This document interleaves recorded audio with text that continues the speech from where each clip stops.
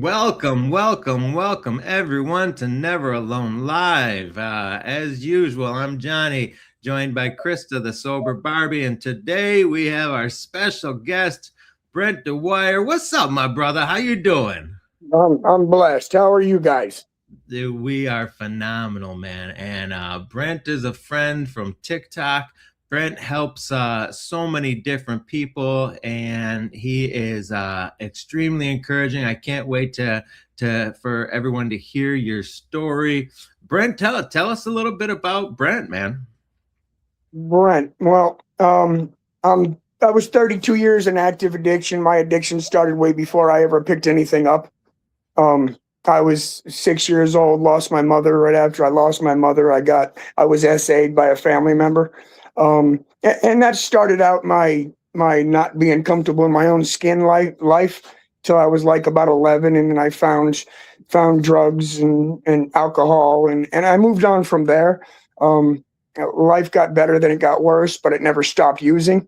Um, and I did this for 32 years. 32 years active addiction. Today I'm blessed to have almost 8 years. On the 14th of July, I'll have 8 years clean.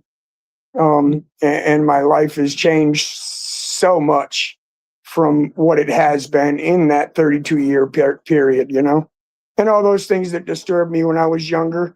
Once I found a program and learned how to deal with life, deal with all that stuff throughout those 32 years, and there's so many things, I mean, all the things they say that it can end in. I've hit them all multiple times, jails, institution. I've overdosed 5 times.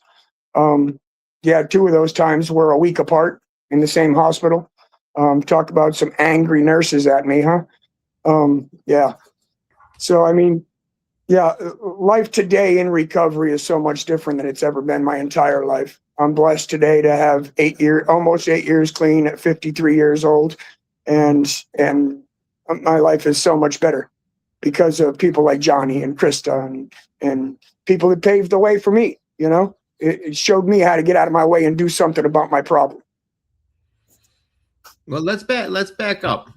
Thank you, Brent, dude. That's I'm telling you, I love listening to you. You're so inspirational, and love everything about what you do. Let's back up. Let's talk about. I mean, this isn't TikTok, so we can talk Right. about things kind of freely here. We can say the word drug, and oh my goodness, what was your drug of choice, dude? What were Um, you up to? What you yes, do? Yes. yes, yes. What a good My answer. my preference was heroin. Hmm. And that was my love.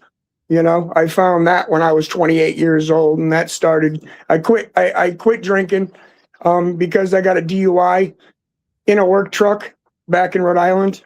I drove over a Lexus, T-boned a Jeep, took out a 120-foot of state fence, went to jail, got out of jail, jumped on a Greyhound, came to Tucson. I quit drinking, but I proceeded to get high as I possibly could for another 18 years on top of that. And that's until I went to prison, and then I got out, stayed clean for 2 years. No, I stayed abstinent for 2 years till I had a good enough excuse to go back out.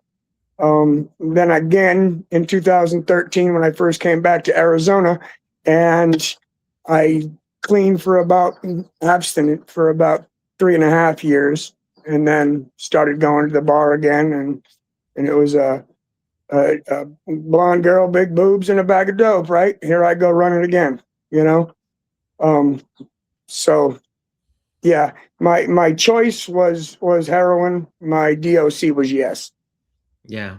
All right, let's go back to the beginning. I know that, and I don't want to bring up too You're much. good. I'm I free. don't I'm free to talk about anything I mentioned, anything you know about me. I am gladly talk about it because common denominators are why we recover out loud. And the reason we do this specifically is so that we can tell our truth, right? And you had a very traumatic experience as a young man, and then like the rest of us, other substances were put in front of you, be it alcohol, be it drugs, what have you. And trauma based addiction is so common. And I think that this is the awareness we need to put out there, the prevention that we need to put out there. The reason we're here talking today, the three of us, is so that people can be aware. And I want to hear yours. Okay, so you had this sexual assault when you were a boy, and then all of a sudden you get into your adolescent years. Talk about that. Where did it Well, start? let me start here. I was 4 years old. They took me away from my mother. When they took me away from my mother, it was because she was too sick, couldn't take care of us. The military told her she was a hypochondriac to go home. Next, the state comes and takes us. My sister's dad took her. My brother's dad took him. I stayed in state care in Utah for 2 years. My mother found out later on, after she was pregnant again, that she had full-blown cancer in both lungs. Um, there was nothing they could do about it. They gave her a choice: the baby in your belly or yourself. She took the child. But her last wish was to get me back and to have me with her. She held out for that long. I spent the last week of her life on her hospital bed with her at 6 years old. After that, I was supposed to get flown back out to Utah and put back in state care. My grandmother said no. She took me, ran to New Mexico, got lawyers involved, ended up keeping me. In that same time that this was all going on, a family member was in the military, came back, sexually assaulted me.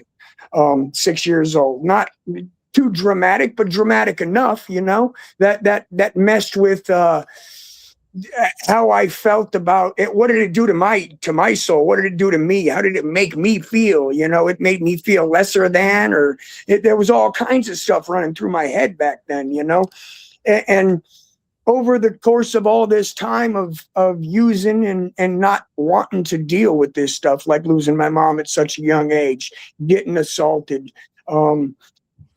everything that I put myself through after that, I didn't have to worry about, because I just numbed my feelings and stayed there for a long time, So it was those things that I felt lessened who I was. I didn't want to tell you about this. Hell, I didn't tell anybody about this until I hit recovery at 46 years old. No, 47. I hung out for a year and watched all you guys recover first.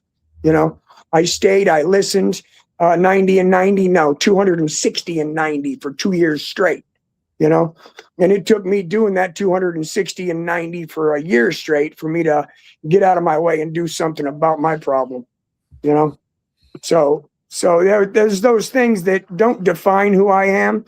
And does it lessen the person that I am, or the type of man I am? Does it lessen my manhood? Absolutely not.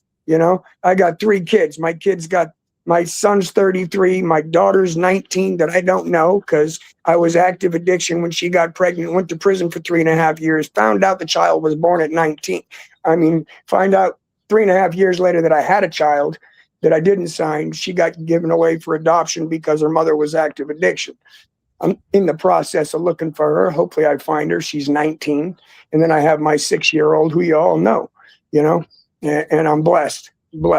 And I talk about this in front of my kids. My kid comes into my live, and he's the backstory of what active addiction can do. And he shares about it. When he first started coming around, he was like, oh, I don't want to say anything that's going to hurt someone's feelings. I'm like, whoa. If you got something to say about what my active addiction did to you, you need to tell people about it. If I feel some kind of way about it, I got that coming, and he does, and he's comfortable doing it now. And what's funny is my recovery helps him in his normal life, because those things that he struggles with and holds him back, he's able to come up and speak about it now.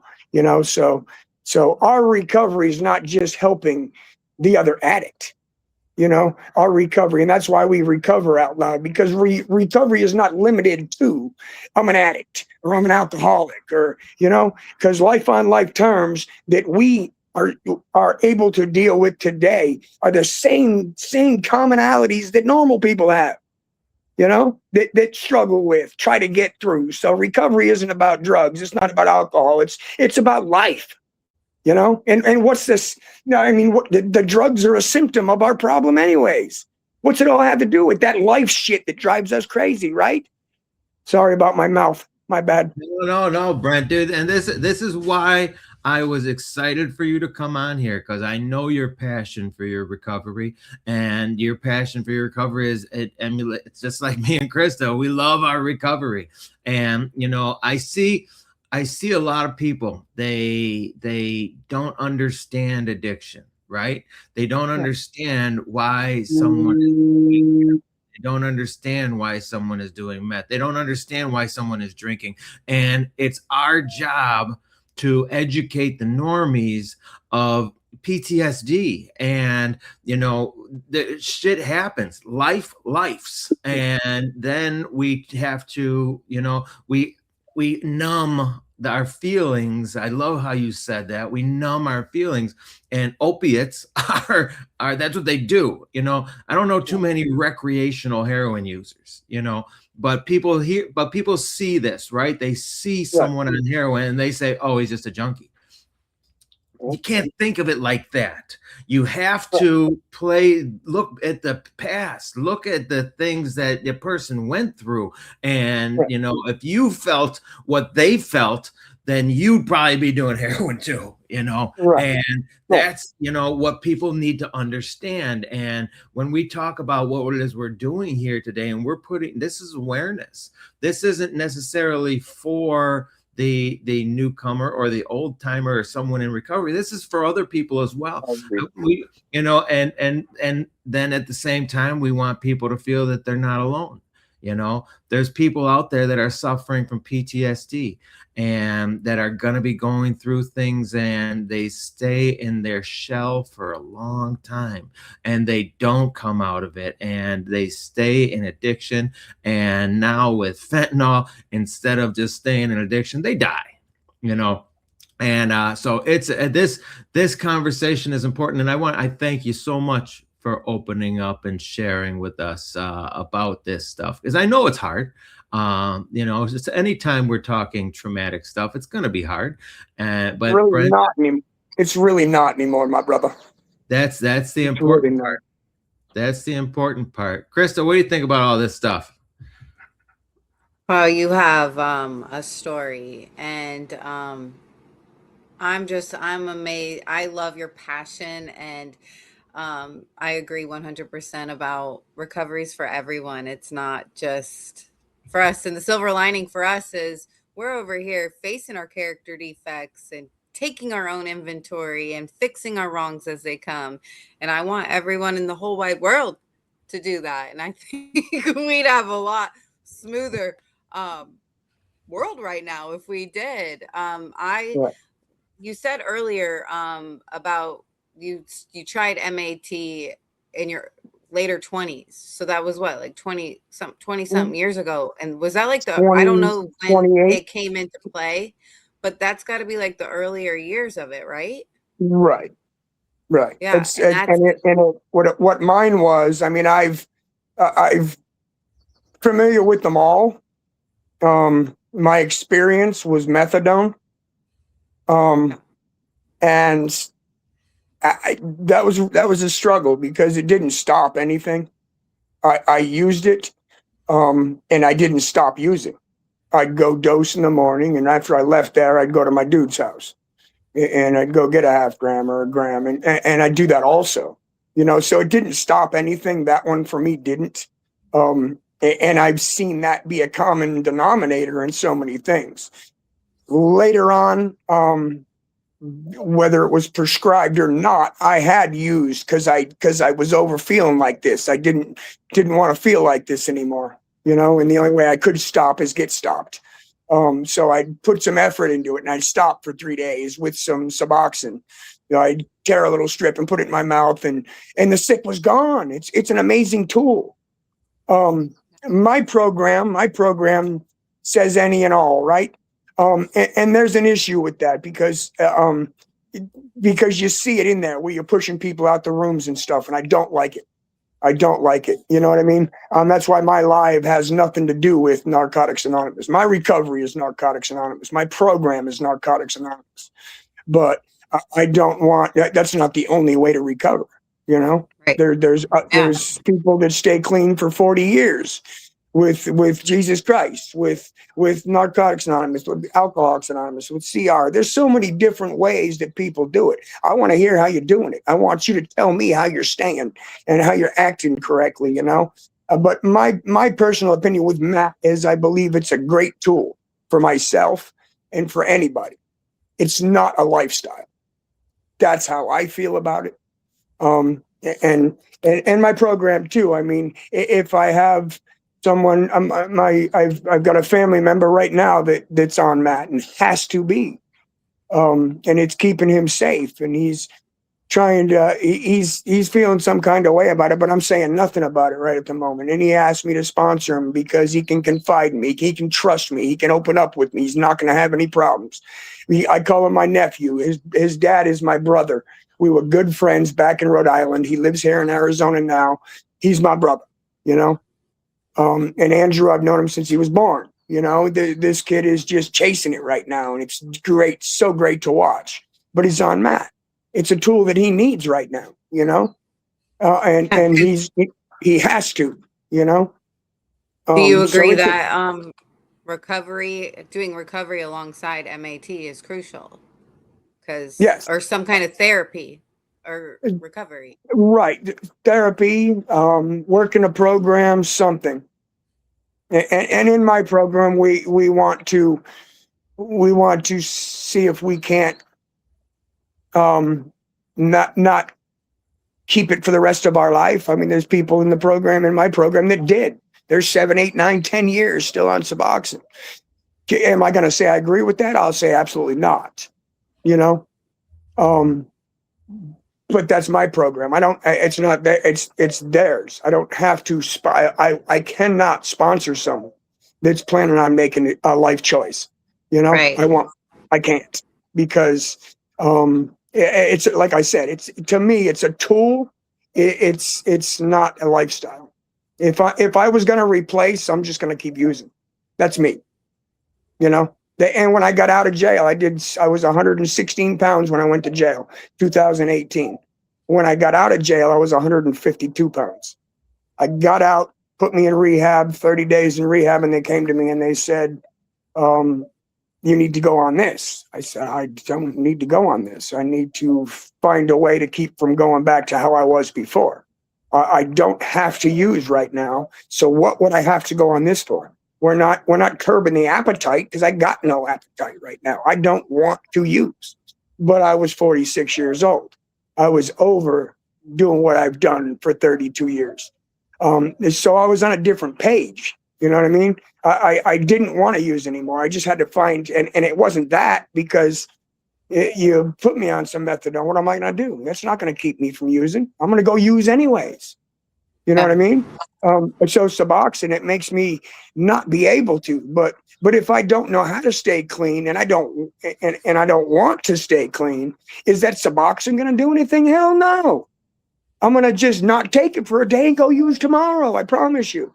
So that's what I mean. It's a great tool to get that it takes the sick out of sick when you're an opioid user. The sick, it's not there if you're using it correctly. You know, and if I had to go on that for 3 months or something, and then figure out how to taper down and find something. So what you just said right there, Krista, is exactly what it is.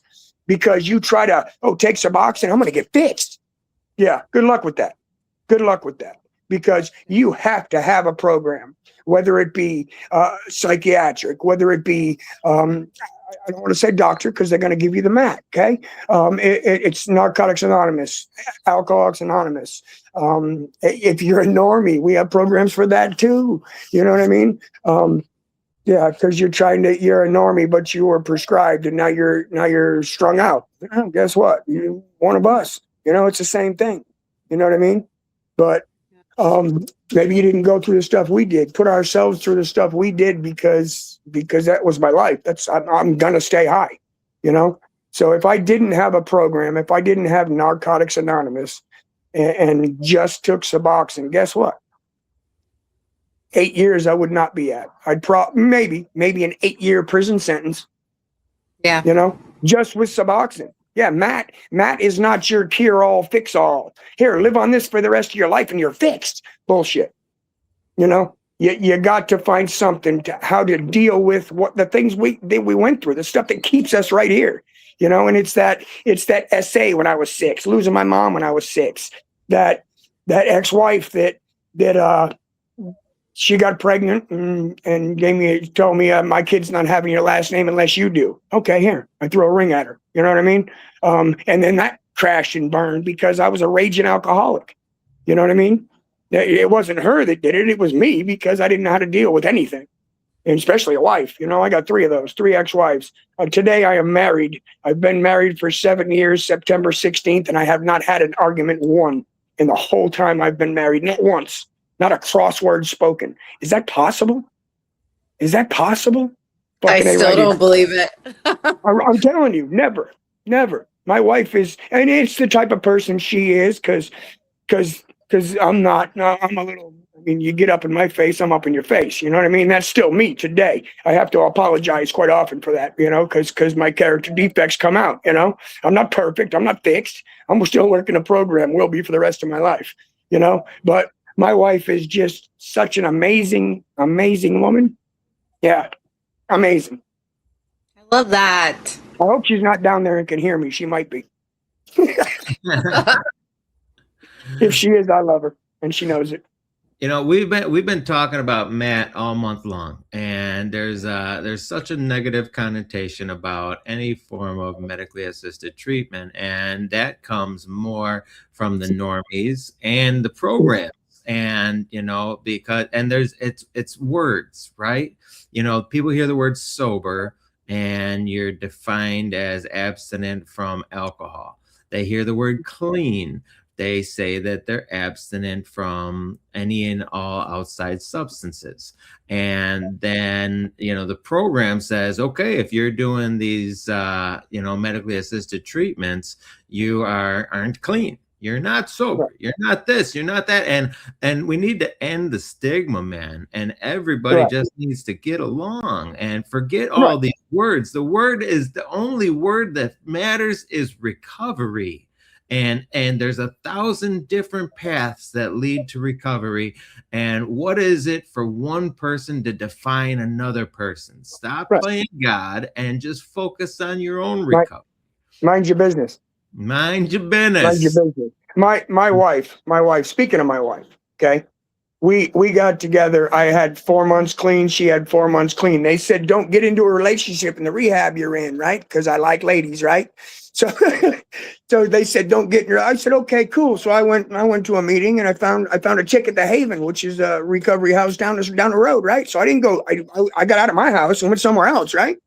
But me and Casey got together, and by the time we got out of rehab, within a month and a half, she was pregnant. She had a miscarriage. About 2 weeks later, she was pregnant again, right? That's my daughter. We had to get away from each other. Because Brent don't know how to act. I know how to act a fool, you know, and she's pregnant with my kid, and we're both early recovery. Real.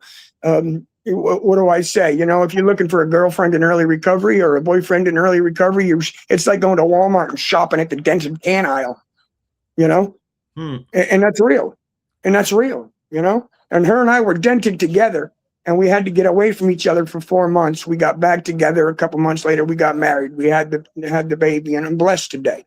But it took start working a program. It took getting out of my way and doing something about my problem, learning how to set boundaries, learning how to talk to people, learning how to react to people. React. I hate that word. I don't use that word anymore.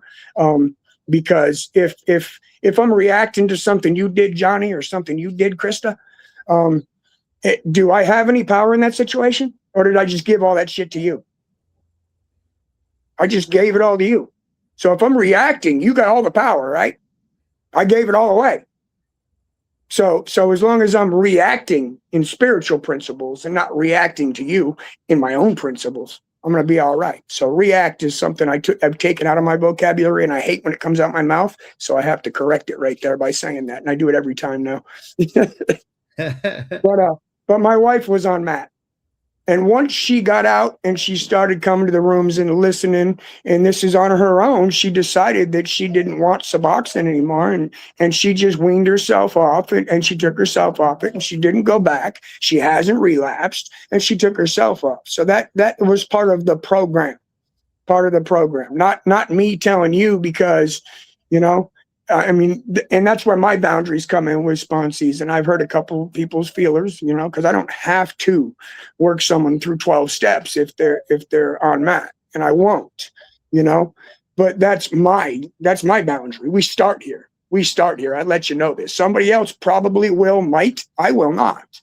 You know, you have to have a plan. If you don't have a plan, you can go find somebody else. So I'm not going to condemn somebody for it. But my willingness to sponsor somebody through the 12 steps when they're planning on making it a lifestyle is not going to happen. That's me.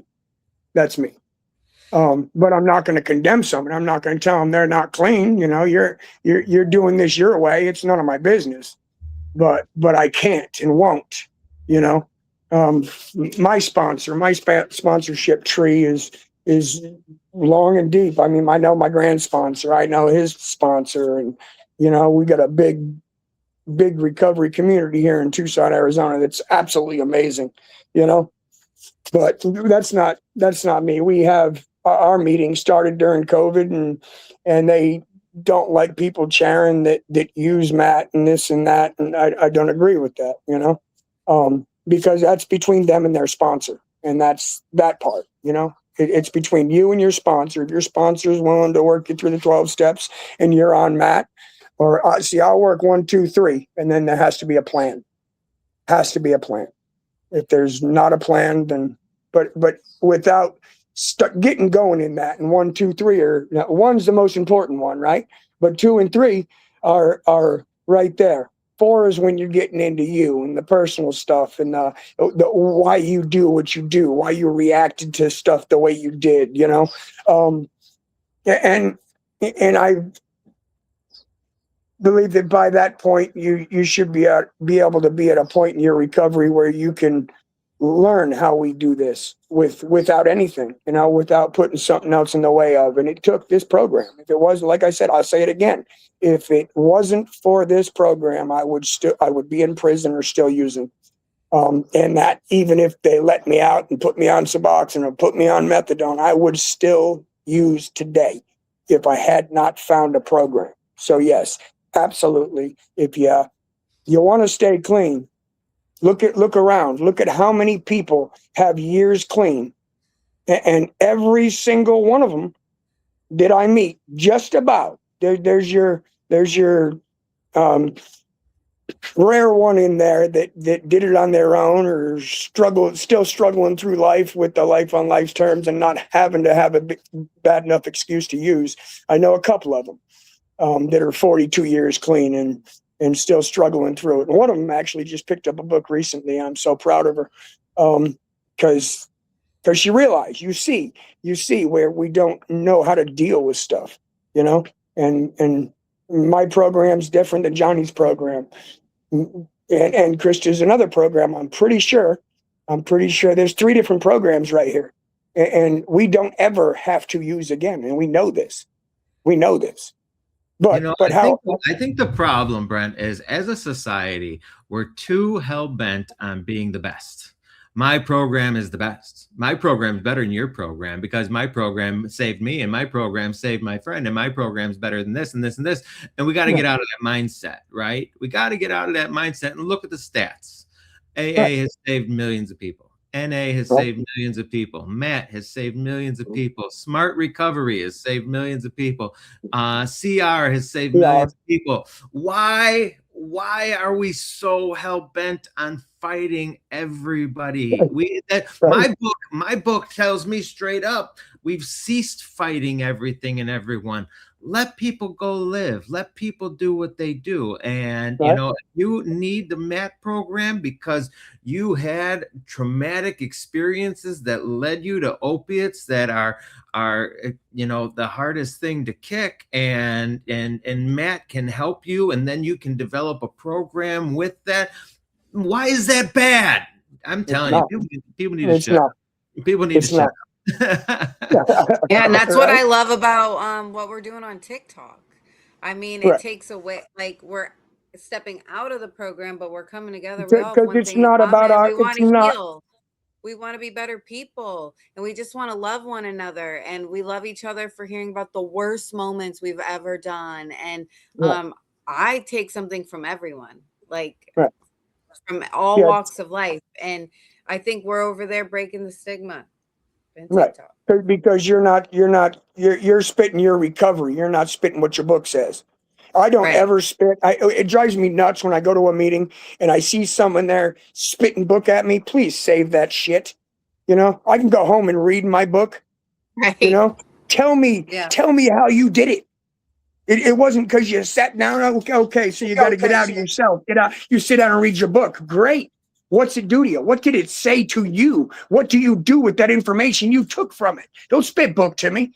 You know, I don't have a photographic memory. I couldn't do it, but I can pick my book up and read it to you on TikTok. I promise you. You know, I ain't going to. I'm going to spit this real shit. You know, I'm going to spit how I stay where I'm at. How none of this stuff holds me back today because I got out of my way and read that book and put some work into myself. And, you know, and that's what it's about. It's not about in your program is not better or less than mine because look at you clean. Look at what you did. That wasn't Narcotics Anonymous. That was AA. It's totally different. Guess what? It fucking works if you work it, and it still works if you don't. It just works for someone else. Amen. That's all that matters. All right, let's. I want to bring up a kind of a more fun subject because Matt's. It's controversial. We can beat that. Last week we had our friend Benjamin Lerner on here, and dude, Benjamin is so smart and he knows the Matt program so well. If anybody wants more details about the Matt program and all the ins and outs and everything, just watch last week's episode. You're gonna hear a lot. But you know, I want to ask a more fun question. I almost said funner, a more fun question.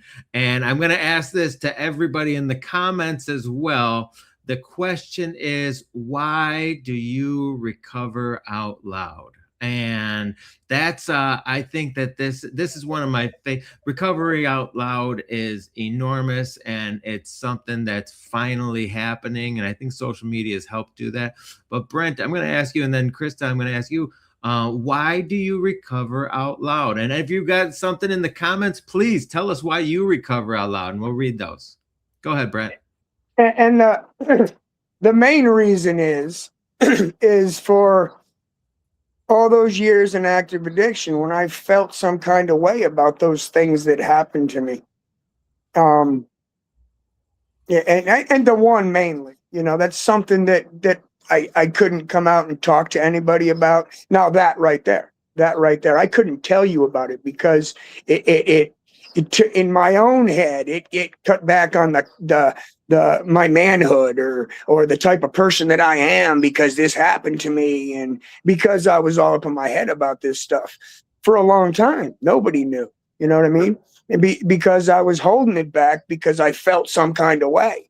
And that feeling some kind of way is such a big reason of me using because I felt some kind of way and I couldn't do anything about it. I couldn't tell you because now you're going to think some kind of way about me. You know, I couldn't tell Krista because she's going to think some kind of way about me. Oh, a potential girlfriend? Oh, hell no. You know what I mean? So it was the stuff it did to my to that shit bouncing around between my ears that held me back for so long.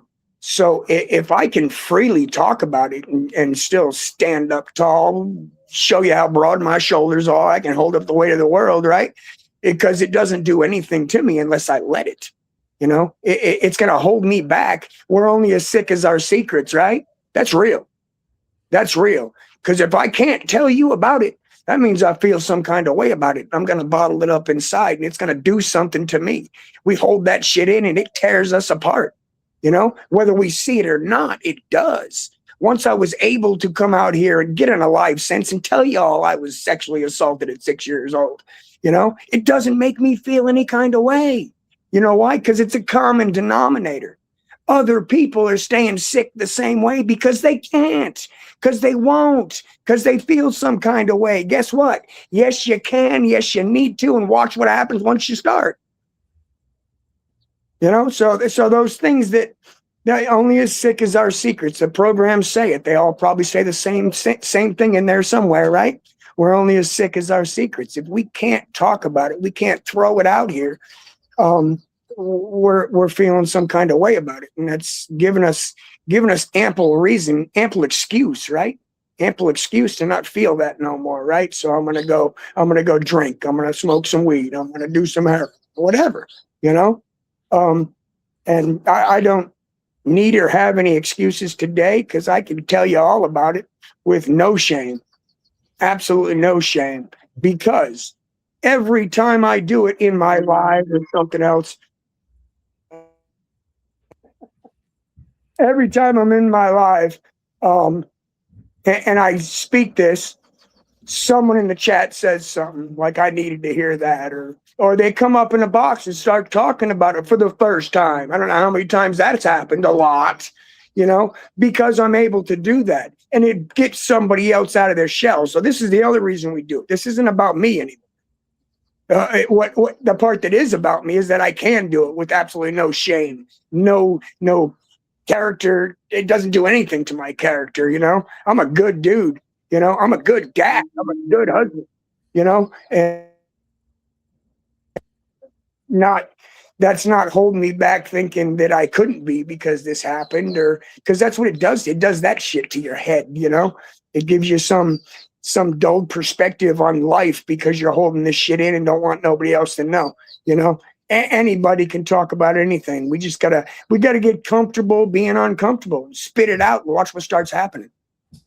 Nate Smith said in the comments, I would think being out loud for people would be to be proud. So to share their others' motivation, they can also do it. That's that hits right in the nail with what you were just saying. Jojo said she recovers out loud to keep others from dying in silence. Carly, who is a recovery out loud ally. She's not in recovery, but she is an ally because families need to learn about how to support the addicts in our lives. And Jeremy Thompson says so other peoples can hear it and stop fearing recovery. Bearfire, your boy Bearfire, recover out loud, help the next one struggling. Casey Wells says, I recover out loud for the still suffering addict and the newcomers to recovery. That's my wife. Oh, Casey Wells. Oh, Casey. Casey, it's so nice to meet you. Brent speaks so highly of you, and I got to ask you a question. Have you guys ever had a fight in your marriage? We're going to get to the bottom of this right now. I feel like Geraldo, Brent. You don't even know. We're going to get to the bottom. I think he's confident in it. I think he's Casey, have you and Brent? Okay, let's see. And Eager Beaver, what a great name. Eager Beaver 50 says, I recover out loud because I'm not ashamed anymore. What other people think about me is none of my business. I recover out loud because I work steps. I've become a better person. I do it for my family and to help others. Jimmy, our boy Jimmy says, it worked for me to talk out loud. And our friend Tracy's in here. I recover out loud so people don't have to suffer like I did. So my life when I was in addiction, I was suffering, won't be in vain. And Casey is Brent's wife. We asked her in the comments, have they ever had a fight? And she says, we have not. We learned to work through our issues instead of arguing. Thought I was supposed to. I believe him. Inquiring minds wanted to know. So I had to, Brent, thank goodness Casey showed up. And Keely says 14 months sober, longest. We're love you. Proud of you. And then our friend Lauren, who Lauren's one of my favorite TikTok stories. We saw her on day one, and now she's got 6 months, and she's just doing tremendous. just recently started doing it publicly to people local so I can be a vessel to help others still suffering. 6 months stronger, we do recover. Congratulations, Lauren. I love that. Absolutely, Lauren. I'm telling you, I We, love we love you. the community that we have, the community that you have is you know, it's strong, and the recovery's strong. And you know, me by myself, I get drunk, I get high, but together, never alone, never again. It's amazing. Krista, why do you recover out loud? Well, I can't keep it if I don't give it away.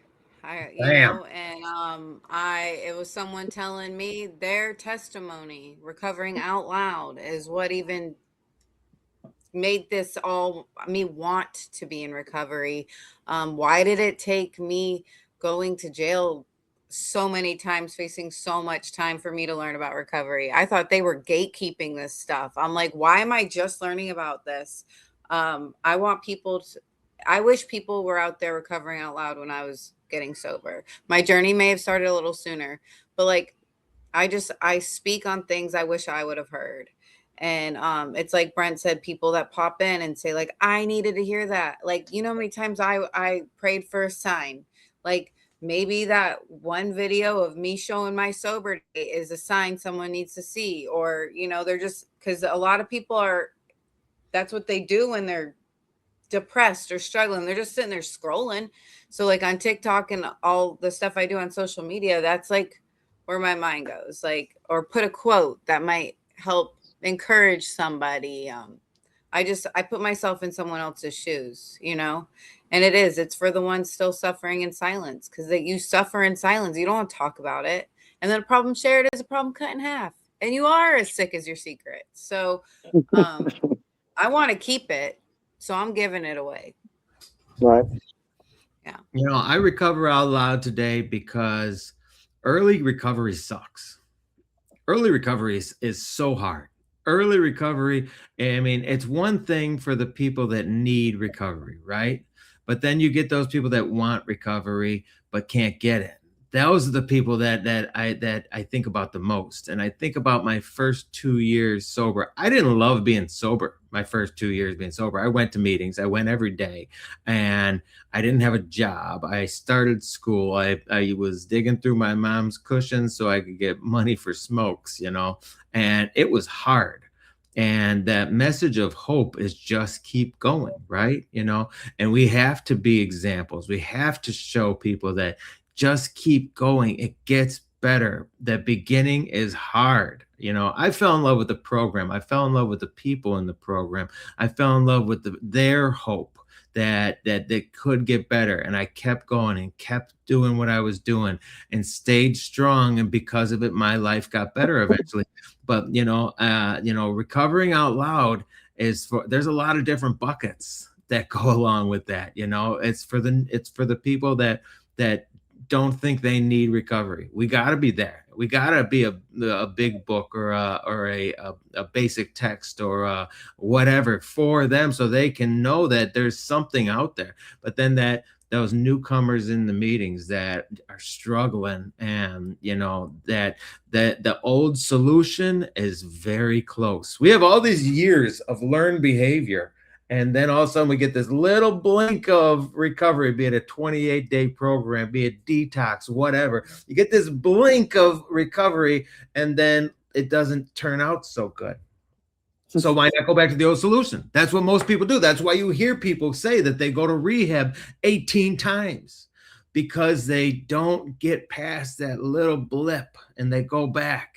And we got to keep fighting and keep pushing and keep motivating. And recover out loud is said that, yes, the beginning sucks, but it gets better, man. It gets better. And that's the voice that I get to have today. And you know, so this is amazing. I love this. Thank you for everybody who gave us their answers in the comments, and we got to read. I'm telling you, I love bringing the community into this stuff with us. Another fun question. You want another fun question, Brent? Come on. What's your favorite thing about recovery?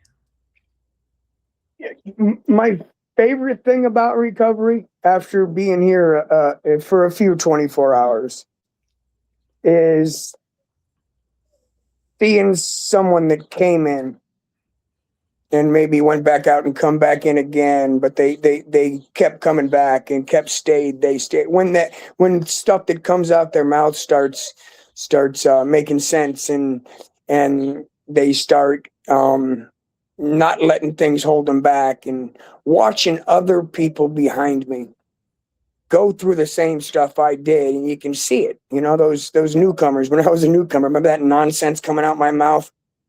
All of us. That it was just nonsense because we had to get it out. But when it starts making sense, and watching people catching a year, and 2 years, and 5 years, the ones that stick and stay, that get out of their way and do something about their problem. That is my favorite part of recovery. Watching those light bulbs come on. It's so amazing. I love that. And everybody in the comments is kind of saying the same thing right now. Their favorite thing is the community watching the light come back in another's eyes. That was my answer. Jolene took my answer. Yeah, but Jolene, I have a backup answer.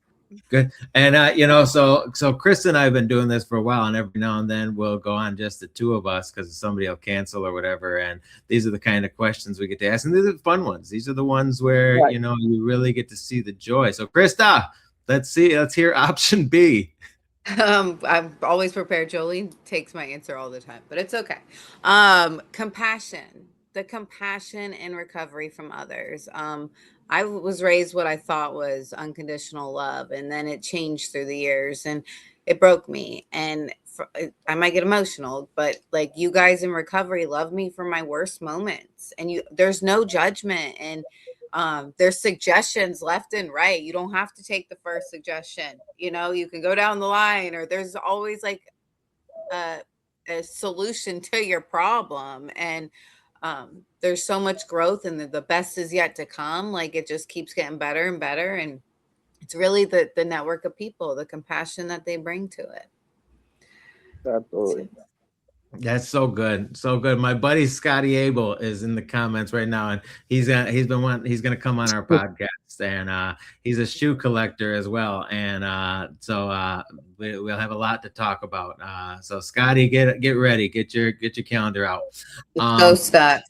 There's so many things about recovery, but the thing, learning about myself and learning what actually takes, because we don't, normal people, and especially when I was out there using and drinking, I didn't look internal and see my character defects and my shortcomings and things like that.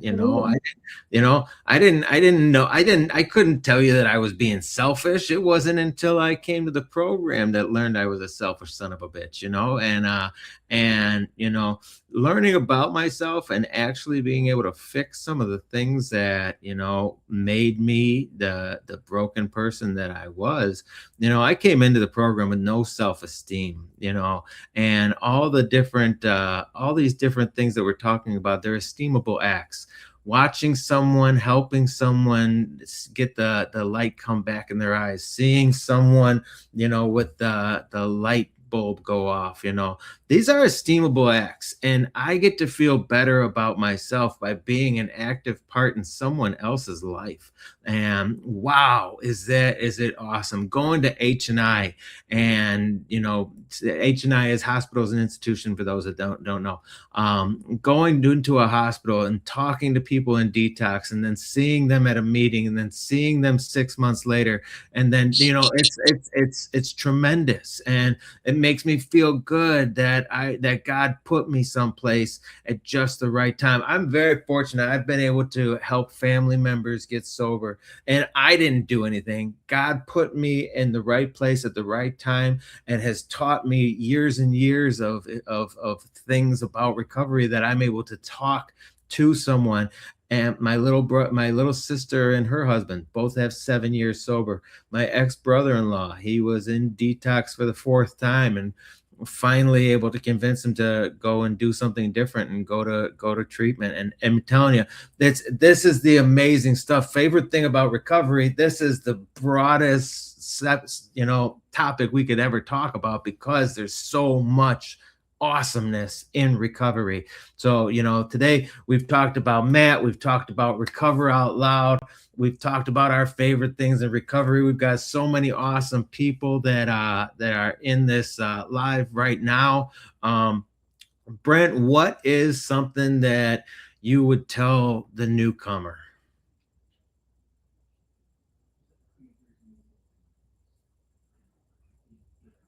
There's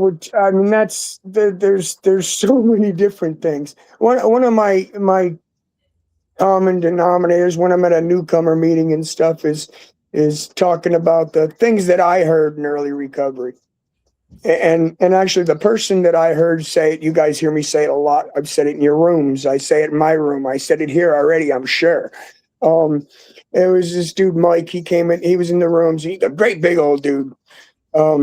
And he said, when I finally realized that my problem was me, and that I had to get out of my way and do something about my problem, it is probably one of the most common ones I say to him, because it took me hearing him say that for it to resonate. And he has since gone back out. He's no longer in the rooms with us. He's gone back out and he's in active addiction. So if come out of his mouth today would be a crock of shit, right? Because his ass doesn't match his mouth, right? But it said something to me when he said it, and it was pretty simple. It's like, get out of your way and do something about your problem. It starts with us. It's not how you make me feel or how do I make me feel, because that's my problem. It's not the drugs or the alcohol. It's like, what am I doing to myself because of this sexual assault or mother dying or how many ex-wives later, you know what I mean? And those things that were all caused by me, you know what I mean? In the interim, I mean, there's other factors out there, but none of that matters. Let's just talk about me here, you know what I mean? And I had to do something about all those things, so that's the biggest thing is getting out of my way. Getting out of my way. We just got to get out of our way and do something about our problem and find something that works. And I can point you a few different directions that work. There's two right there. You know what I mean? There's so many different things that'll work but we all have to start with getting the fuck out of our way and doing something about our problem. Casey says in the comments, get through 5 steps and watch what happens. He tells all that's the new. That's one of my. I say that, and I say it in meetings all the time. That get through 5 of these steps. Take this suggestion where don't sidestep around anything. Like if you were sexually assaulted, don't step around that because I don't want to tell you about it. Right? All right. Don't sidestep around anything. And if you hit everything head on, all these things that are bothering you, and you don't sidestep them, you hit them on, you hit everything head on, and talk about all this stuff, and get to 5 steps. And if you did all that stuff, didn't sidestep around anything, and you get to step 5, you get done with it, and something in your head hasn't changed, something in your life hasn't changed, come find me in any room of Narcotics Anonymous in Tucson, Arizona, because I was in all of them back then, right? All the time. Come tell me how full of shit I am. And the only reason I'm telling you any of this is because if you do that like that, watch what happens. You'll never be able to tell me. And I still hear it today that people come up to me and share that. I hear them sharing after me saying, you said this to me 4 years ago. And then I'll crosstalk a little bit and say, well, can you call me out? He said, no, I can't. So, I get that more often than not. And that was it, just don't hold back and face everything and watch what happens. That's my program, your program, anybody down in the chat. I don't care what program you work. If you get out your way, do something about your problem, face it all head on, get through 5 of these steps and watch. We all know, yeah, blessed because I got on my way and did something about my program. Dude, this has been phenomenal, man. I want to thank you for coming on here and sharing with us. Anybody who wants to follow Brent, we just put Brent's TikTok in the chat, and you can go into the chat, and there's a link on all of his stuff. And I think moving forward, Krista, we got to have all significant others of our guests in the comments. I'd So they love for you to ask my wife. that would be so I love phenomenal. it. Maybe we're gonna have Casey on here next, and Brent will be in the comments telling us the real story. But God loves you guys, and we want to thank everybody for coming out. Next week we've got a big guest next week. So it's gonna be, we're excited. And Brent, thank you so much again, brother. And I love the both of you guys and everybody down in the chat. I know a bunch of you, so you guys know. And even if I don't know you, I love you, and you're worth it. We love you, Brent. Appreciate you guys. God loves you, and so do we. And with that, we'll see you next week.